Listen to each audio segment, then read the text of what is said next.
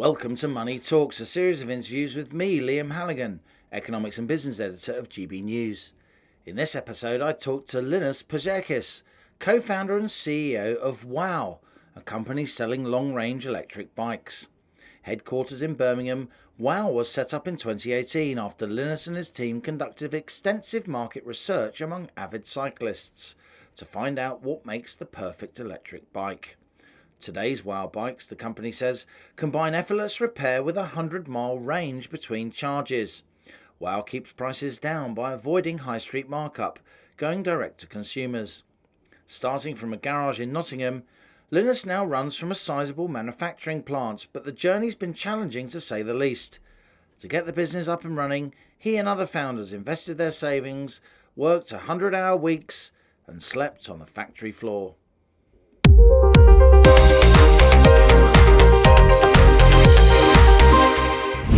Linas, it's great to have you here on Money Talks.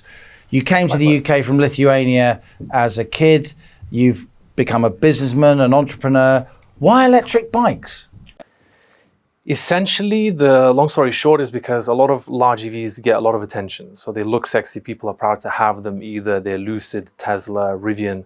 But if someone wanted to have an alternative equally as appealing and tech heavy, there's no alternative from 4 wheels to 2 wheels. So that's why we opened WAU. Your bikes are very beautiful, if I may say. So you call them vehicles, beautifully designed, high performance, very much an upmarket price range, if you like. When did the company start and how are sales getting on?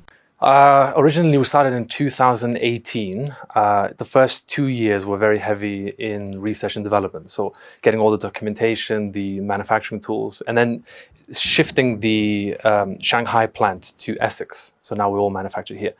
And sales-wise, normally it sells out in the first month or so when we release a new batch. And then essentially what Tesla has most of the customers are in the pre-order phase.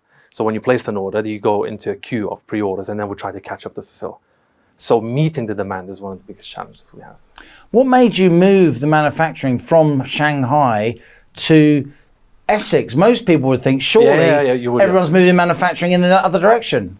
We're small EV, we're micro EV, so the development that we have to do takes place quite quickly. So it's much easier to go to Essex, speak to the engineers and implement something into the production line same day, then fly to Shanghai, and then it's a different culture, you have to speak Mandarin, and it's a much longer process. Now that we're made in Essex, customers get a much better product, much faster.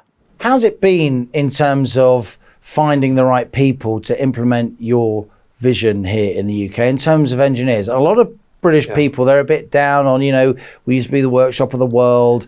Manufacturing's useless. Actually, we are a top 10 global manufacturer still, as you well know, and you are adding to that manufacturing heritage. Could you find the right people in terms of skills? Could you find the right people in terms of youngsters with the determination and grit to help you implement your business plan? You described it very well. That's the reason why we moved also from Nottingham to Birmingham, because the talent pool is much larger. But we're hired daily. So the volume of people, we keep hiring more and more. And I think because there's not that much competition in manufacturing, you get people that are very hungry, that want to make an impact. And if they know they're part of a tech company that's growing really quickly, they genuinely get really excited to join. But there's not that much competition. So for them, we are one of the very few that do really exciting things within the tech space and EVs, like a crossover of both. And they do tend to join quite quickly. Tell us about the manufacturing process. I presume it's not a production line. I'm presuming it's a much more bespoke manufacturing methodology than that, more artisan skills as opposed to mass production skills. It's handmade, yes. Other than the welding, a lot of the computer tech, painting, final assembly, quality control, all of that is done by hand. What's the price range roughly for your bikes, Linas? It starts from 1,800 for the entry level, and for the top flagship, it's 2,500 and then accessories. That's quite a lot of money. How have sales been during this cost of living crisis? It's been on an increase. Because of diesel and petrol, it costs a lot more, and we find ourselves as an alternative to cars and even larger EVs, which is essentially a smaller EV. Sales have been climbing continuously because it's either the pandemic or people want to be electric and green, or the fuel prices rise, or the council pushing out all the cars out of city centres. Even if you're a large EV, you get pushed out because all of the cars are being pushed. A lot of your branding, a lot of your messaging isn't just about the beauty and the aesthetics and the design imperatives of what you do. It's also about the range of your bikes. You must have implemented some pretty interesting battery technology. And how do people charge the bikes? Can you plug them into a regular domestic plug socket, or do you need to go to a car charging point? Originally, you did have to use a car charger. That was on the early prototype. But the easiest thing is the same as your laptop, as a MacBook. You just plug it in at home. Because when there's a direct-to-consumer... Or at work. Anywhere, essentially, yeah. As a direct-to-consumer brand, we saw all the big problems that normal brands would not address. So range anxiety was there, smart lights, the design of it, none of it was there. The customers would tell you what they want. And then that way, at Essex, we'd be able to implement it quite quickly. So charging is now just plug it into the wall, it's fast charge, and in a couple of hours you're up to speed. So how far can you go on one of your bikes? Presumably it's a combination of pedaling and power, electric power. In theory, how far could you go? The entry model is 40-mile range, and the top flagship model is 100 miles.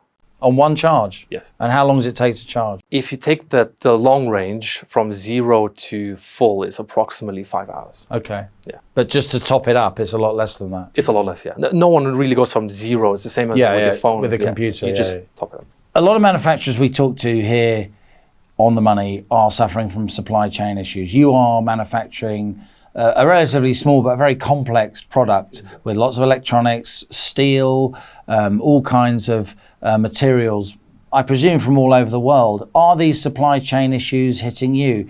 Is supply chain inflation hitting you, Linas? Yes and no. It started, yes, but the talent that we have on board, we diversified the supply chain. So that way you can have much better pricing. I know a lot of automotive companies that we speak to and get a lot of inspiration from. They've been having problems with shortage, for example, chips for all the motherboards. The semiconductors. Yeah, correct. But for us at this stage, not so much. Only because I think we made the right decision in getting the right talent first before really expanding the company. And they're able to always find the right supplier at the right time. So for us, it's essentially catching up with all of the production, not just a specific part. So the supply chain has been okay.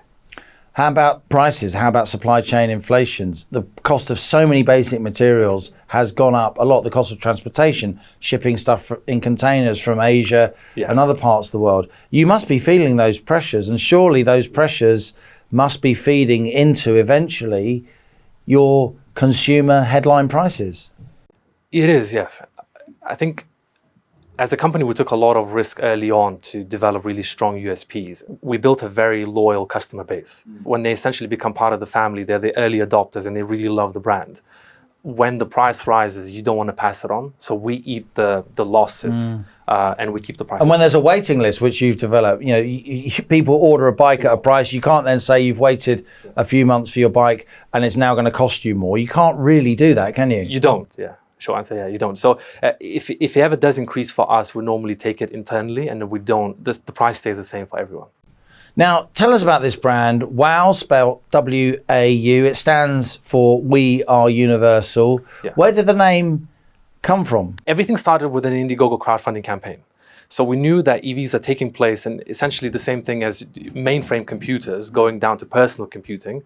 Same with EVs. And we saw a very large trend in America and China and Europe.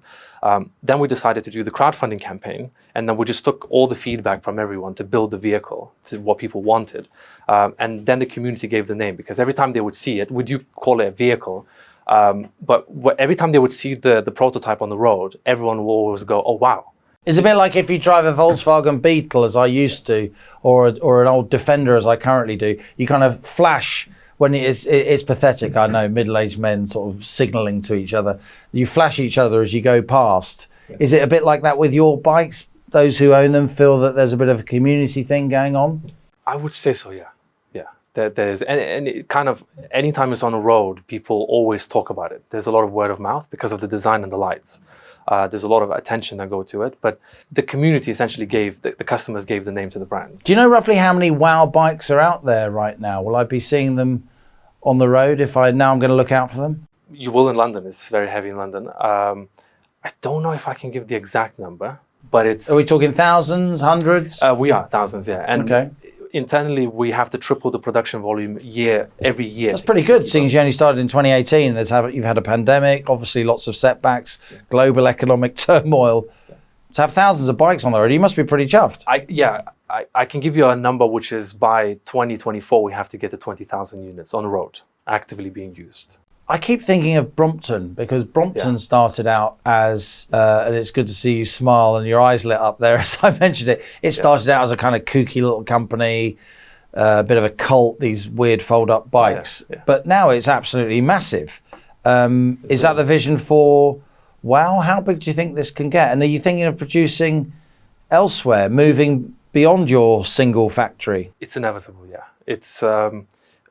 Well, I mentioned before, we learn a lot from Polestar and a lot from Tesla. Some bits are from Nissan as well, but we see that there's no way we could cater the entire global industry with one factory in Essex. So natural expansion is into EU and then US, from New York side, not Los Angeles. So what is the vision here, Linas? How big could this get? All of us at the HQ, we're very ready to make this into a global brand. There's a lot of challenges. We call them hackathons. 100-hour work weeks is standard. But a global brand is the only way. There's a lot of people that want the product, and we're at the moment limited to how much we can produce. But that's only within the UK. As soon as we hit Germany is another massive market, and US is inevitable. How many people do you employ now? At the moment, it's 18, but we have another that's essentially more on the marketing side. The manufacturing is also separate, but hiring another 7 at the moment, all full-time. And that's only on the marketing and distribution and... More front end of the company, yeah. But how about the manufacturing, or is that all contracted out, or how does that work? It's an incredible partnership that we have. It's fluid, where we pull... The larger the production gets, we just keep putting more people onto the line. I see. Yeah. But we didn't want to own the entire real estate, because as a young company, that's millions of pounds on just allocating to the factory. And talking of your balance sheet, how are you funded, Linas? Who owns you? Have you had to raise money? Are you looking to raise money now? Yes. So everything started with an Indiegogo crowdfunding round. Yeah. That was a Kickstarter. We as founders bootstrapped. So we used our own savings from very humble beginnings. That was the first round. Then we went into the second round of angel investors, all British, all around the UK. Then we recently completed the third round with angels. And now we're essentially transitioning into venture capital. So how was that experience using angel investors? Because some other existing and budding entrepreneurs may be thinking of doing that. How is the angel investing community here in the UK? These are basically wealthy individuals. Sold their previous companies. Yeah. Looking to put in little dabs of money here and there, largely on gut instincts and with people who they feel that they can believe in, right? Yes, seeding, yeah. For early stage, high risk, but they do then see the reward. I wanted your impression as somebody who's come here from overseas at a young age, obviously made your life here, you're hugely successful, you're building a business that's clearly got a lot of potential. Yeah. So I think your perspective of the ability of British entrepreneurs to raise money from angel investors would be valuable. The Silicon Valley in California get most of the attention, media, press, and funding. Europe and UK took time to catch up. In England, there's a saying between entrepreneurs where you have to, in America, you pitch to get the capital to grow. But in UK, you have to pitch just to be accepted into the room, then pitch. So it's a much harder process. Angels are essential, because if you're going to develop something, you do need startup capital. And the fact that the angels in UK, they got up to speed a lot faster. They understand the risk, but also the reward. And they understand now that there's a lot more tech, not just in America, but now transitioning into UK. And more tech engineers, tech founders, tech brands arrive or are born in England. So the mindset is much easier to have a conversation to say, we're taking risk. The community is there. Everything that we need is there. And the future is there, and they're much more willing to accept the risk. It's interesting to me though, because obviously your product is a highly sophisticated product, but you're building bikes, right? You're not launching a .com or not coding, and you're not sort of bloke with a beard and funny shoes who can't talk to people. You're not a tech entrepreneur per se. You're building bikes. Yeah. And yet there's angel money that you've found. And that's what I'm trying to get at. What's your message to other entrepreneurs? It seems to me it is possible to raise money in the UK from almost nowhere if you've got the right message, if you're determined, if you're a plausible person with a believable business plan. But you were pitching to angels, you already had a business up and running that you already put a lot of your cash and energy and effort into. There wasn't a lot of cash, by the way. It was university savings. Okay. Yeah, people just normally would spend it themselves, but we put everything into the brand. Wow. So genuinely humble beginnings. We weren't pouring something we didn't have back then. But you had something for the angels to touch and smell. It wasn't just a piece of paper with an idea. You'd already started a business. Correct, yes. And the vision itself, because the bike is only one of the 3 products. So the bike is the EV platform that we build on. That's where the computers are and everything else. But every battery that we use, let's say if you buy one of the WAU bikes, you use it for 2 years, the battery itself gets repurposed in the way that Tesla Powerwalls do. So the battery packs that we use, they're proprietary to us, and we use them as Legos to link them together for power storage. So then for solar farms and wind farms, when the sun is shining, normally the city doesn't need much power. The sun panels have to capture the energy, and then they will be using our energy cells to store it. And then at nighttime, when you need to feed London or Birmingham, then you draw from the power source, from the battery power. So for us, the WAU bike is the first product, and the energy storage is the second. So this is a renewable energy company as well as a iconic bike manufacturing company. It's a good combination. Correct, yeah. It's not just the bike itself. There will be also energy storage. Yeah. And our final question, Linas, we often ask this to people who appear on The Money. What is your advice to budding entrepreneurs, people who are sitting here watching you, thinking that they could run a business? What's your pithy message to them? There will be 2 points. The first one is persistence/resilience. It's very important. Most people have an idea, but it's all about the execution. Ideas are everywhere. And the second part is essentially what tends to work really well is if you don't see it as a lifestyle business or that you are the decision maker, you are the one that has all the answers. Essentially, you're a hiring company. So as a founder, always see it that you need talent. You won't be able to do it yourself. You always fall in for the trap that I'll do accountancy, I'll do marketing, I'll do manufacturing, I'll do investment round, I'll do everything. But all you need to do is essentially become obsolete yourself. If you have a room of 100 or 1,000 people, talented, really hungry people, then they will do 1,000 times better job than you can. Most entrepreneurs, they're thinking solo. I'll do everything myself because I know best. Most likely you don't. And then when you introduce incredible talent into your team, that's what counts. That's what the customers will see. That's what the shareholders will see. And you'll generally be proud because when you get gray hair, you retire. The only thing that will last, even when the product changes, would be the brand. So as a founder, you will pass away. And if you did it right, then there's a legacy team that will go far beyond your wildest imagination. Linas Pozerskis of WAU, WAU, We Are Universal. A pleasure having you here. Thank you very much. On Money Talks. Thank you.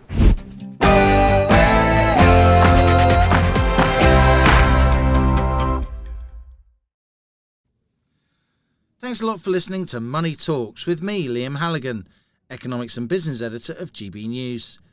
If you've enjoyed this episode, then please leave a rating or review on Apple Podcasts, YouTube, or wherever you're listening. Do subscribe to this podcast and also check out my daily television show, On the Money, at 1 p.m. Monday to Friday on GB News or via the GB News app. GB News, Britain's news channel.